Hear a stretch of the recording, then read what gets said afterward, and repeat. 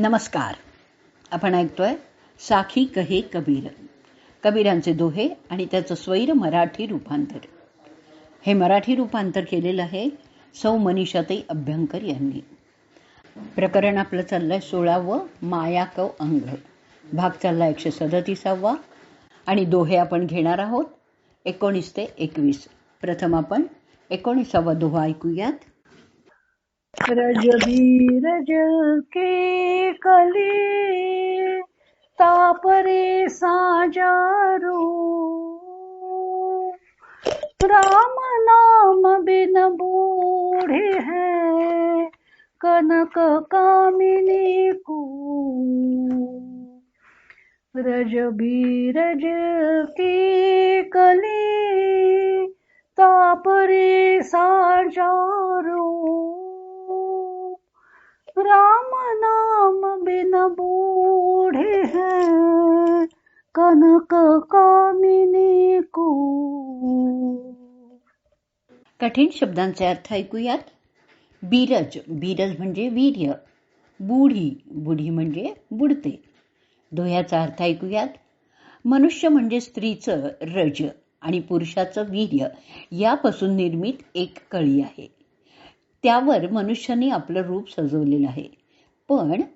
पण ज्या रामाने हा देह दिला आहे तो त्या रामाच्या नावाशिवाय कनक कामिनी रूपी कुपात बुडून जाईल. मनुष्य आपलं रूप, ऐश्वर्य, विद्या वगैरे नाना गोष्टींचा अभिमान करत असतो. पण वास्तविक मनुष्य म्हणजे काय हो? तर स्त्री पुरुषांच्या रज आणि वीर्यापासून निर्माण झालेला पंचभौतिक देह आहे. तो 5 भौतिक देह चालवणारा, त्याच्यात आत परमात्मा बसलेला आहे.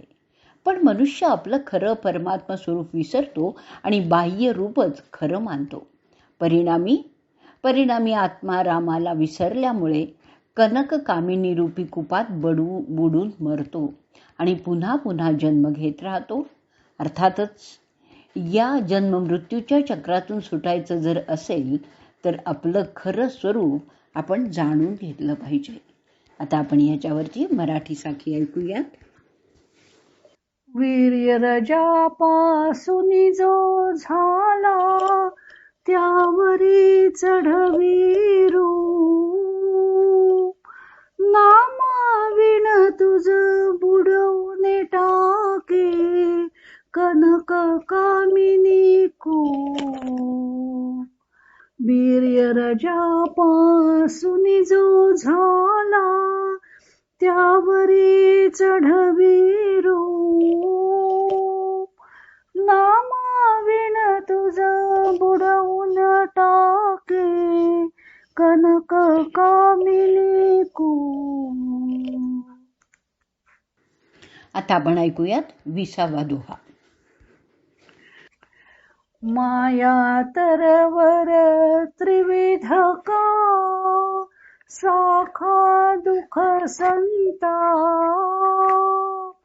शीतलता सुपने नहीं फल फेको तदिता. माया तरवर त्रिविध का शाखा दुख संता, शीतलता सुपने नहीं फल फेको तनिता. कठीण शब्दांचे अर्थ ऐकूयात. शाखा, शाखा म्हणजे शाखा, फांदी. त्रिविध, त्रिगुण. दोह्याचा अर्थ ऐकूयात. मायारूपी वृक्ष सात्विक, राजस आणि तामस या 3 गुणांनी मिळून बनलेला आहे. दुःख आणि संताप या तर वृक्षाच्या शाखाच आहेत. परंतु ह्या वृक्षाच्या खाली बसून जीव स्वप्नात सुद्धा शीतलतेचा अनुभव घेऊ शकत नाही. तसंच त्याचं फळ सुद्धा रसहीन आणि शरीराला ताप देणारच असतं. माया म्हणजेच हा संसार त्रिगुणात्मक आहे. कबीरांनी त्याच्यावर वृक्षाचं रूपक केलेलं आहे. संसार हा वृक्ष आहे आणि दुःख, संताप या तर त्याच्या फांद्या आहेत. या संसार वृक्षावर गीतेत अश्वत्थ वृक्षाचं रूपक भगवंतांनी केलेलंच आहे. अश्वत्थ वृक्षासारखा हा संसार अगदी क्षणभंगूर आहे आणि जी वस्तू क्षणभंगूर असते ती कधी सुखदायक असू शकतच नाही. त्यामुळे ह्या वृक्षाच्या फांद्यांच्या ठिकाणी कबीरांनी दुःखाची कल्पना केलेली आहे. हा वृक्ष जसा वाढत जातो तसा त्याच्या दुःखरूपी फांद्या सुद्धा मोठ्या होत जातात. लौकिकातील वृक्ष हा चांगली फळं देतो, सावली देतो, पण दुःखरूपी फांद्या असलेल्या या संसार वृक्षाची सावली मात्र शीतल नाही आहे. स्वप्नात सुद्धा या वृक्षाची सावली शीतल असेल अशी कल्पनाही करता येत नाही. फळं सुद्धा गोड नाही आहेत. त्यामुळे हा संसार वृक्ष नुसताच वृक्ष नाही तर कटू वृक्ष आहे. आता आपण याच्यावरची मराठी साखी ऐकूयात.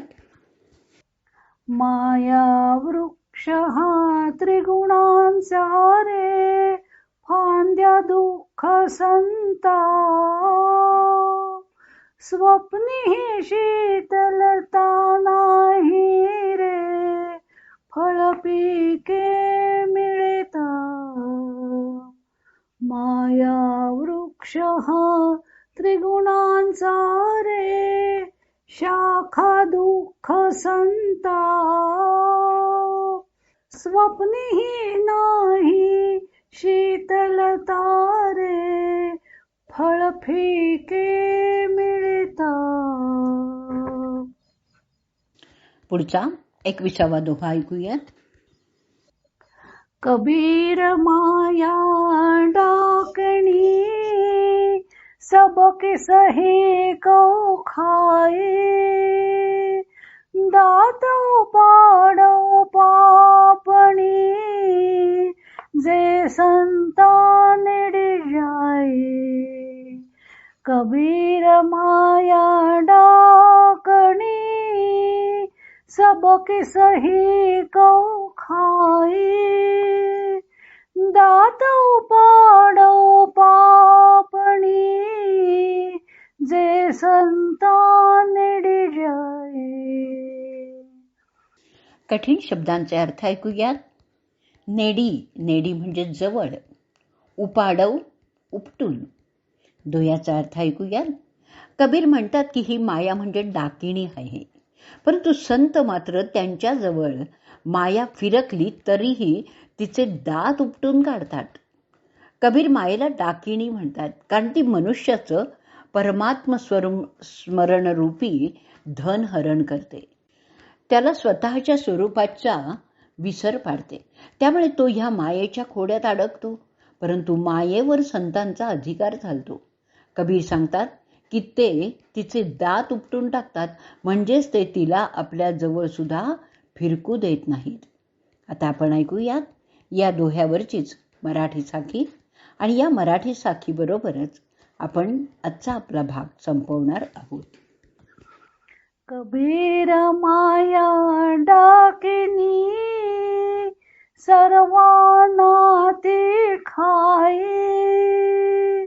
दात उपटूनी टाकतसे जो, संता जवळी जाई.